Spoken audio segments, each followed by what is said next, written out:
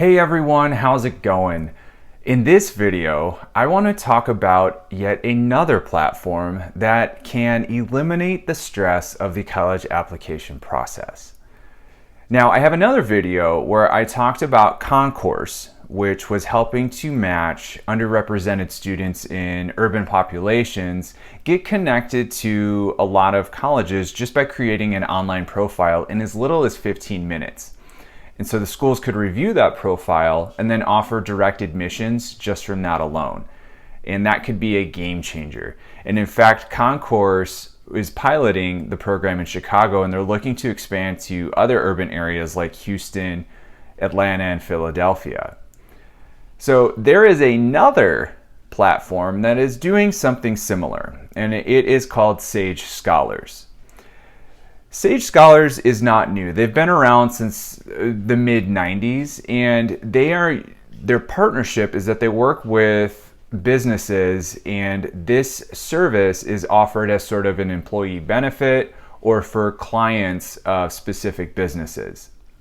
And so what Sage typically does is it helps students prepare for college, and it can help match them or present them to schools who have decided to partner with Sage or member institutions. And the member institutions are primarily private institutions. So not only do these students get help with the recruitment process and being matched with these member institutions, but what Sage is now starting to look into is eliminating the application process and allowing member institutions to review the students in their database and offer direct admission. So I think this is going to be a game changer, and I'm curious to see what will happen. I think they said they expect to only really have about 40 to 50 of their member institutions participate in this, but I think it will grow, and I think we'll see what happens.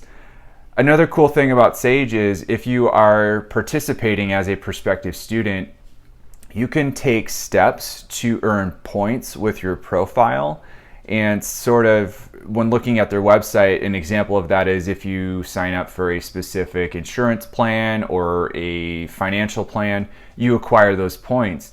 And those points can translate to financial aid with the member institutions. And so that's coming through as, a grant or a scholarship, and that will reduce the tuition at the school, I think, for over the 4 years.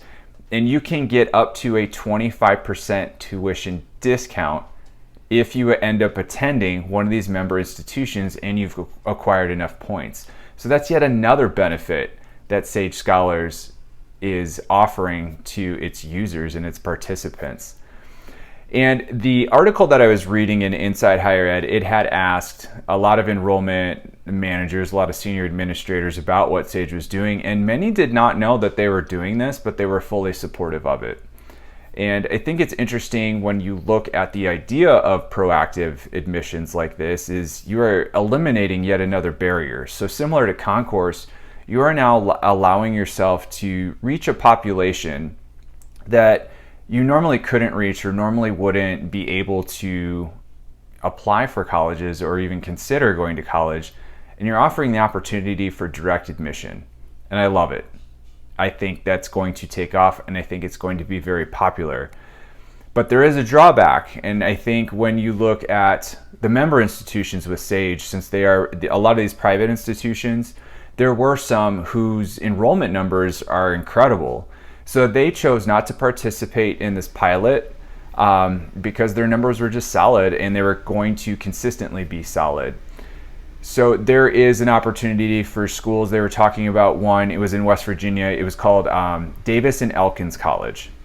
And they know a lot of their students are from West Virginia, so they were going to take advantage of the Sage Scholars service to look at students who wanted to study in West Virginia or who were attracted to the programs that they were offering and really sort of matched just with that atmosphere.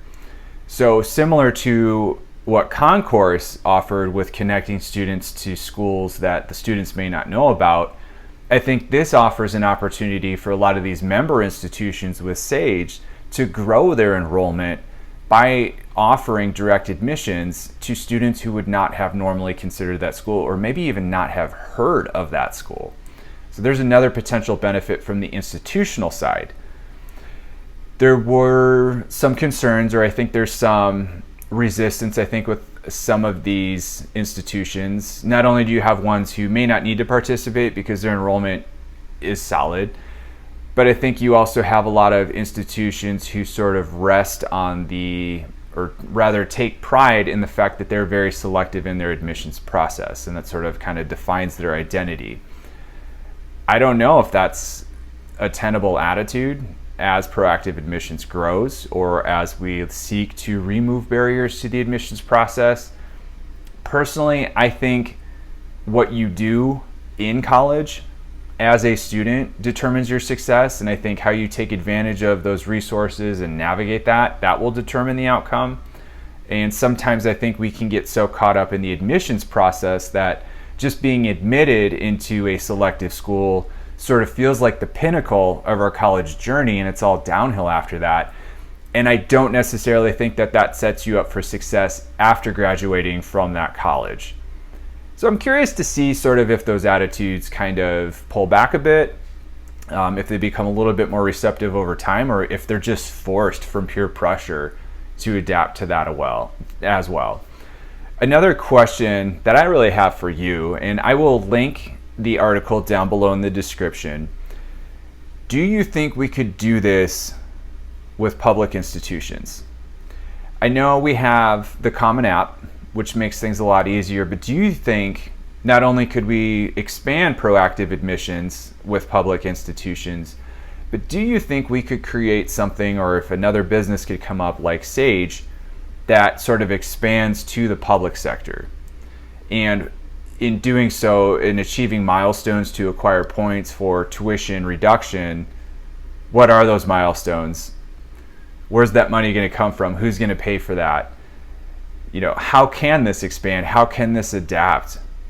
So I want to know your thoughts. I don't know yet. I haven't really had time to think it through and what could be and what is possible, or what potential roadblocks there might be at the federal level if we try to apply this to the public sector, but I'm curious to hear what you think.